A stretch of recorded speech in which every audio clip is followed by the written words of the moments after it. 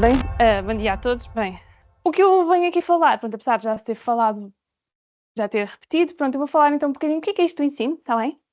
E quais são os principais componentes do ensino. Parece assim um bocado, o que é as componentes do ensino, toda a gente sabe, mas vamos olhar para elas e ver onde é que a IA pode realmente ter os seus benefícios, está bem?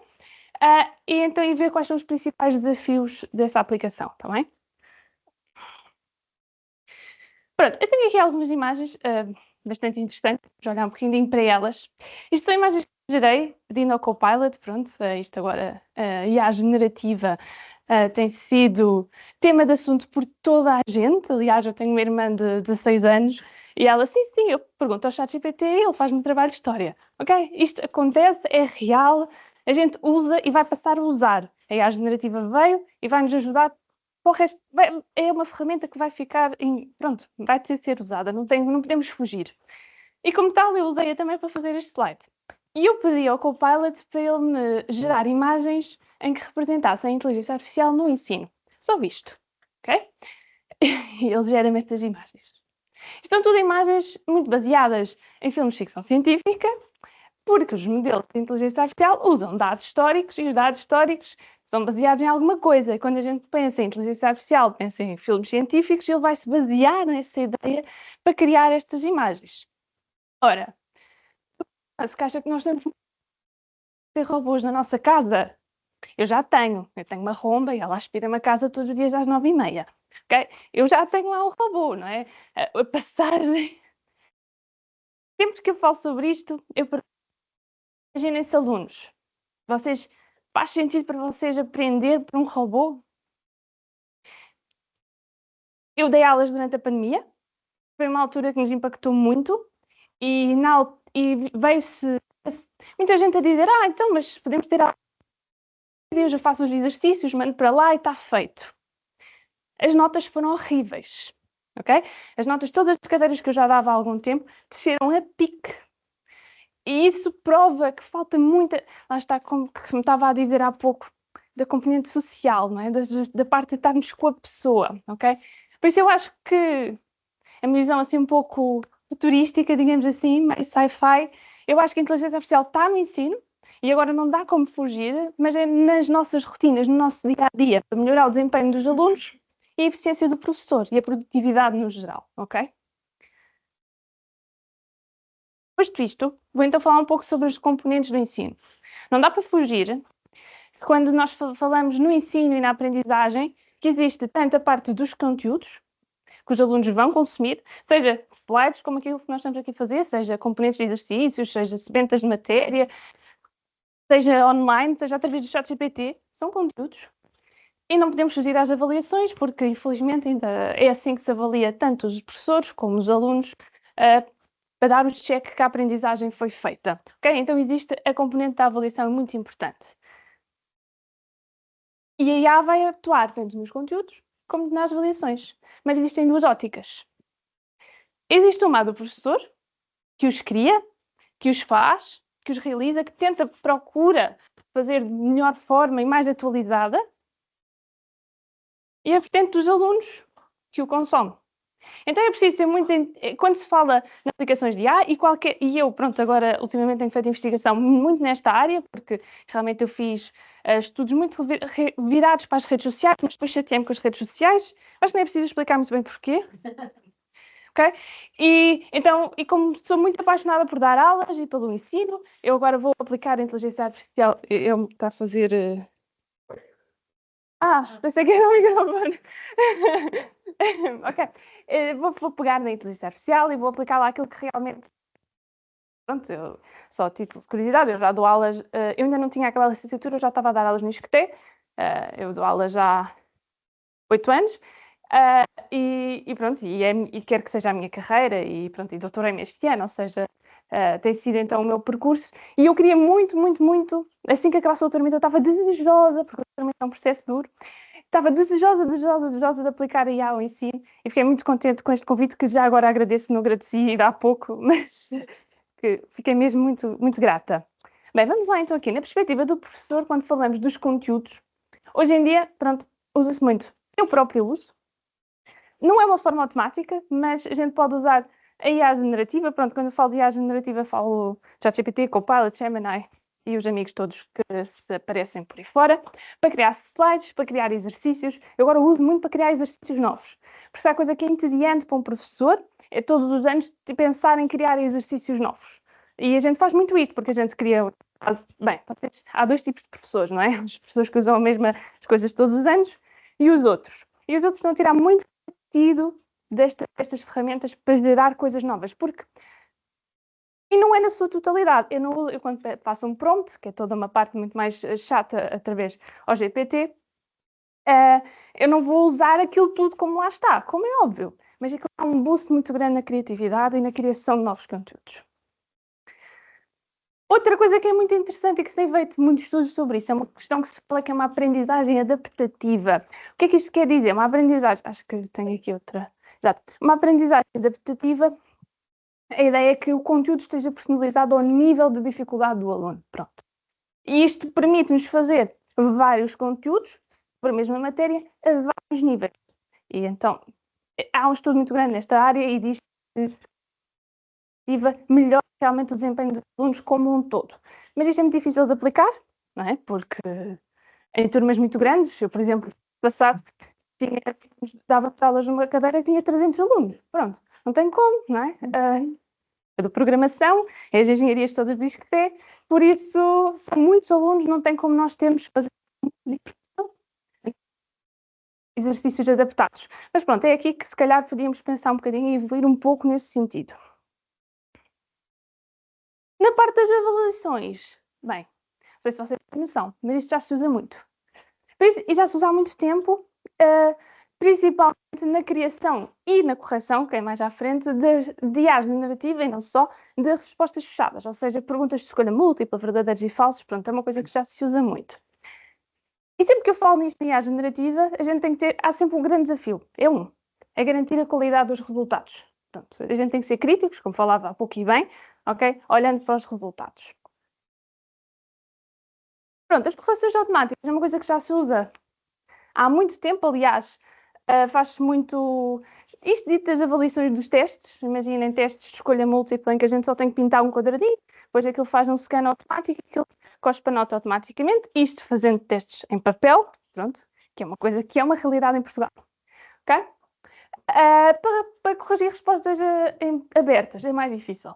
Uma coisa que se faz muito no ISCTE, porque o ISCTE tem um ponto de tecnologias, né, que é onde eu estou, faz muita correção automática de código.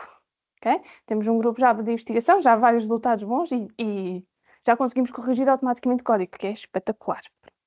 Não sei se vocês estão a ver o que é corrigir a mesma função N vezes, mas imaginem só, está bem?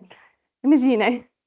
Outra coisa que eu acho que é ridículo, porque está ao nosso alcance, as faculdades hoje em dia não utilizarem muito pouco, é uma questão, chama-se Learning Analytics, que é um nome muito bom para dizer que é uma análise dos dados dos desempenhos dos alunos. A gente tem uma folha de Excel, N folhas de Excel, com as notas dos alunos ao longo do semestre, e a gente faz zero com aquilo. Zero. A gente não vê qual é a pergunta, onde é que eles têm mais dificuldade, a gente não atua aí. Isto tem que se mudar. Isto não é inteligência artificial de ponta, não estamos a falar dos robôs do Elon Musk, estamos a falar de ver onde é que os alunos têm dificuldade e onde é que nós estamos a falhar. Pronto, eu acho que isso aí... Pronto, eu tenho mudado um pouco isto, pronto, eu também sou muito boa no Excel e a trabalhar Excel depois com o Python, não é? E, então, temos feito algum trabalho nessa parte. Isto na perspectiva, na minha, não é? Mas ainda há pouco era aluna e preocupava-me com a parte dos conteúdos e de como é que o aluno interage e faz esta parte. Existe um grande grupo de investigação, é da Google, eu por acaso devia ter trazido, mas não trouxe, mas eles estão a fazer, como uma classe online, fala mesmo, ou seja, pronto, já fala com o aluno e pergunta-lhe coisas e ele responde e vice-versa, como se fosse mesmo um professor, não é? E que se faz conteúdo adaptado ao nível do aluno, de uma aprendizagem muito ativa, e isto já existe, ok? Quer dizer, não existe aplicado, mas já se faz muitos trabalhos de investigação nessa área. Mas outra coisa que está a acontecer agora, isto desformatou-se tudo, mas uma coisa que está a acontecer agora é que eu apanhei, porque eu formei-me agora no doutoramento e eu apanhei este novo balanço, se bem que eu já vos conto aqui uma história. A gente agora tem o Copilot e o Gemini. E a gente tira dúvidas com este tipo de ferramentas. E dizia bem, a gente tem que usar estas ferramentas. Não tem como fugir. Então, eu este semestre, porque o semestre passado tive encontros engraçados. Por exemplo, eu tive um aluno meu que me disse assim: sabe, professora, no seu tempo isto era mais difícil. Eu olhei para ele e pensei: no meu tempo era mais difícil. Me chamava velha mesmo assim de forte e feio. Eu disse: mas porquê? Não havia o ChatGPT. O ChatGPT faz tudo. Aliás, existe uma grande preocupação na comunidade dos professores, principalmente os que não são de tecnologias. Como é que a gente garante que eles, durante o teste, quando copiam usando o telefone, é uma realidade? É uma realidade, isso acontece. Aliás, há histórias muito giras que a malta apaga a luz para ver isto é real, ok? Como é que a gente... Mas eles tinham que fazer cábulas, não é? Eles tinham que ter testes dos anos anteriores, eles tinham que, se calhar, montar qualquer coisa que pudessem consultar. Agora não. Nada, nunca fez. É uma realidade. Pronto, eu acho que nós, pronto, em Portugal nós avançamos assim de forma lenta, não é? E a gente ainda imaginem, no ano passado, cadeiras com 300 alunos. Como é que a gente avalia 300 alunos? Hoje em dia, pronto, somos 3 professores, como é que a gente avalia? Ok? Mesmo assim, a gente já faz projetos, mas temos sempre uma componente à mão, que eles gostam muito e que eles copiam. Pronto, e cada vez mais, desde que eu dou aulas, eles copiam mais. E agora usam o ChatGPT para copiar. E bem, não é? Eu também, se calhar, faria a mesma coisa. Então, agora, neste semestre, implementei uma coisa nova, que vos vou mostrar.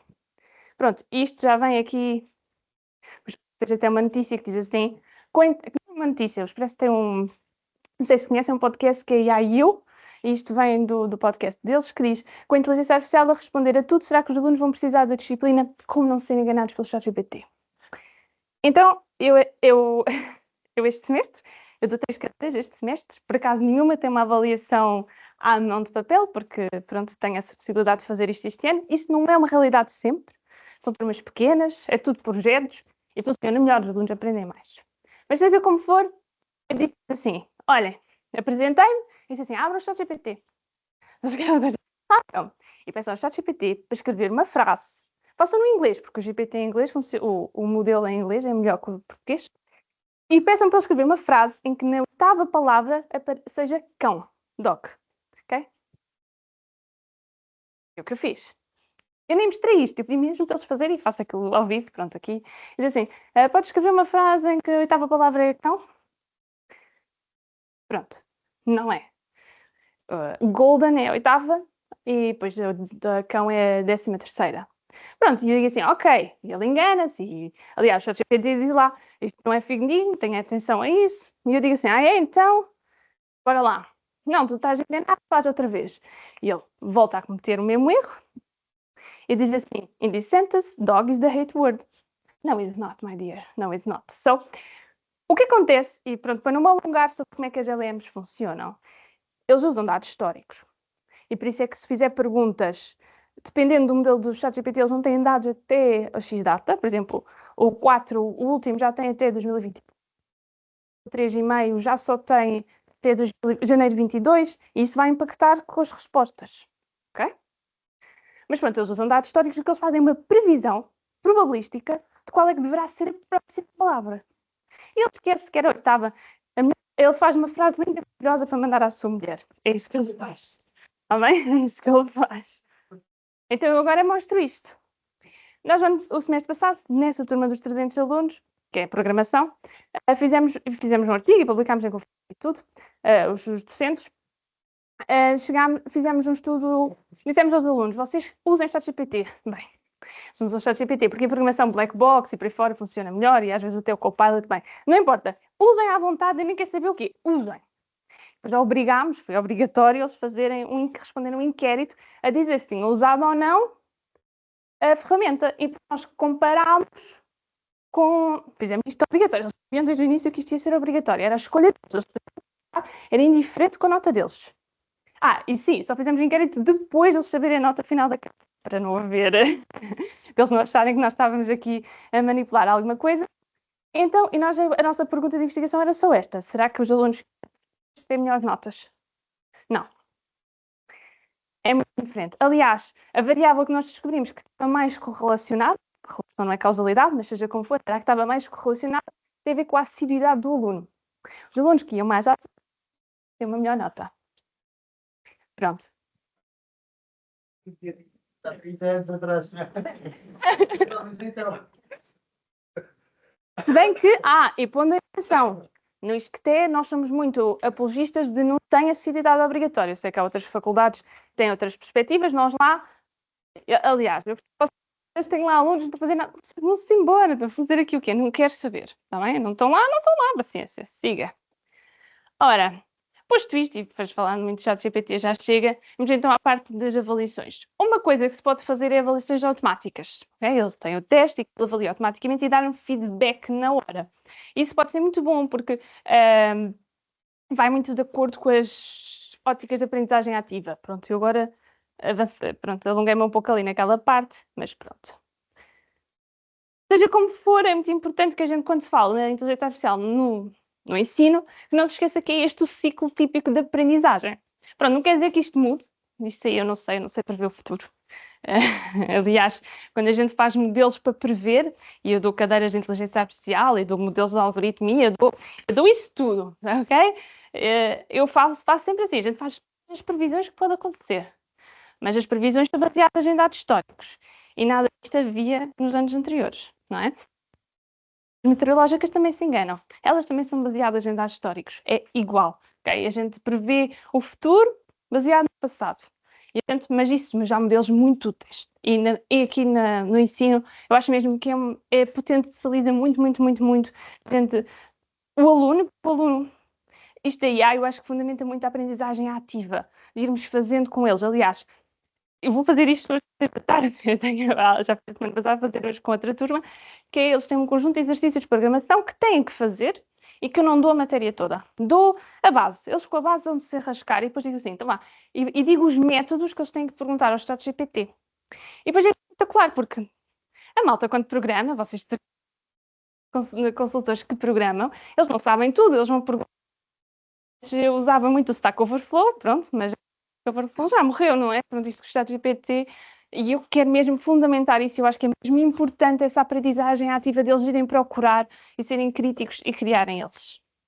E pronto, fica aqui algumas referências de alguns estudos que eu fui falando e que não tirei as coisas, e fica terminada então a minha apresentação. Obrigada.